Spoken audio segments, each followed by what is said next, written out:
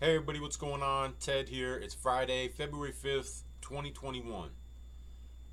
So, the Senate voted to advance the budget resolution for Biden's relief plan. And basically, you might as well get used to seeing this because of the vote that went down in Georgia where the two Democrats won, where Biden, just before the vote, promised that if the Democrats won that he would get the checks out. And here's why he promised that, because at 5:34 a.m. on Friday, the Senate voted 51 to 50 to advance the budget resolution that will be used to facilitate passage of President Biden's 1.9 trillion coronavirus relief proposal, with Vice President Harris acting as the tie-breaking vote for the first time.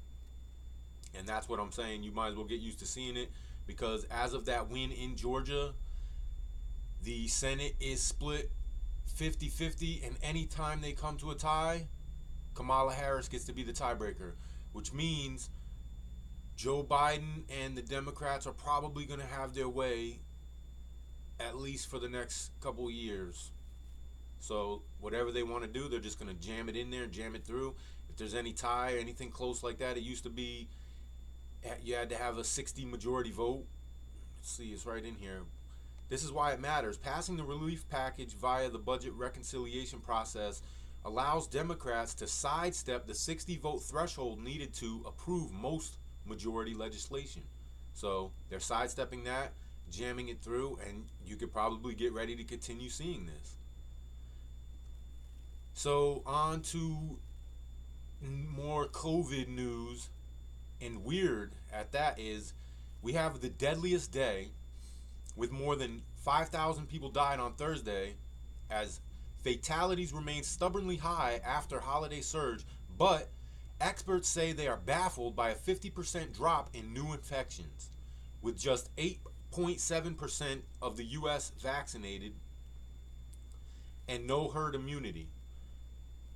I don't find it that surprising that infections are down when the last video I talked to you guys about, doctors are not testing as much because the incentive money that they were promised wasn't as much as they were promised, or it hasn't come through. So they haven't been using those tests, and they haven't been testing as much, meaning of course your cases are going to go down.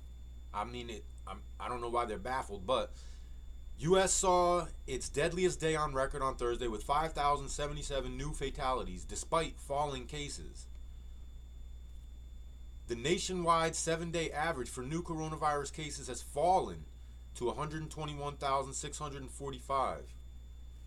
It marks a 50.5% decrease from the peak on January 12th, when the average was close to 250,000. So, I just want to point out real quick, the peak on January 12th, right before Biden is sworn in, and now all of a sudden as Biden is sworn in, and experts are baffled how come there's not so many cases. It's dropped 50% since Biden took office. He's doing such a great job. That's what they're trying to basically push here in other articles. But anyway, let me go on. Texas and California still lead with daily cases over 15,000. For the first time in weeks, the 7-day average is below 20,000. But yet they're still pushing these masks too. This is what I don't understand. They're telling you right here, cases are dropping, deaths are up.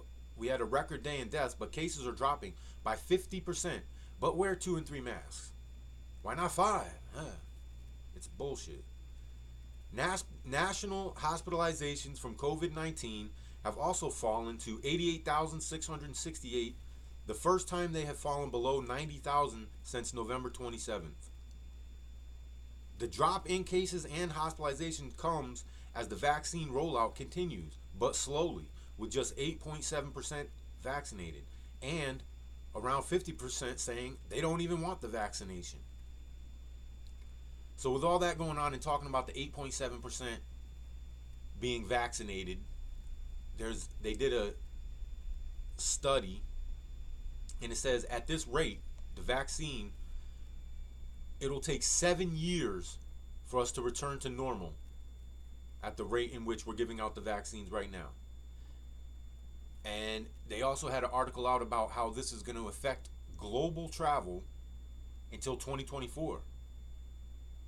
So they're telling you, even if they get these shots out, even if they could pick up the pace and cut a couple years off of that, you're looking at 4 or 5 years. We're in this for the long haul. And our leaders have told us already that it's going to be a cold, dark winter, and it could get worse before it gets better. So just more news backing up why you need to get your stuff together. Get your preps in line. This is buying you time right here. With all that going on, in 2020, triple the number of people gave up their citizenship from the previous year. So Americans gave up citizenship in record numbers in 2020, up triple from 2019, reports tax specialist Americans overseas. So maybe they know what I've been telling you for the past couple videos is we are in the decline of America. This is an empire and we are falling. This is the fall of an empire, a slow motion fall. And these people see that the quality of living is going nowhere but down from here. So they are just renouncing their citizenships and not coming back. They see that when Biden and Harris can jam through this relief package and just print $1.9 trillion and basically hand out helicopter money, that's not good for your economy. That's not good for your dollar. And you have China trying to take that status from us as well. It's no wonder they're leaving. It'll probably be up again this year. I imagine something close to this. And actually, it sounds like a lot, but let me just be full disclosure. I don't want you guys to think it was like millions and millions of people. It's a record 6,700, so almost 7,000 people gave up their citizenship. But that's a 260% increase from 2019, when only about 2,500 gave up their citizenship. So, protect your wealth. If we're going into a time of the dollar collapsing or our economy collapsing, you're going to want to protect your wealth. I've been telling you, precious metals is the way to do that. Right now, precious metals is up today. It was down, it was up. The Reddit thing, Wall Street Bets, drove it up a little bit. Then that got crushed. It went down. Now it's up to like 27 something dollars last time I looked. And the problem is, if you haven't already went out and procured some of this silver, there's a chance you might not get it, because a lot of the exchanges are saying they don't have the supply to give out. And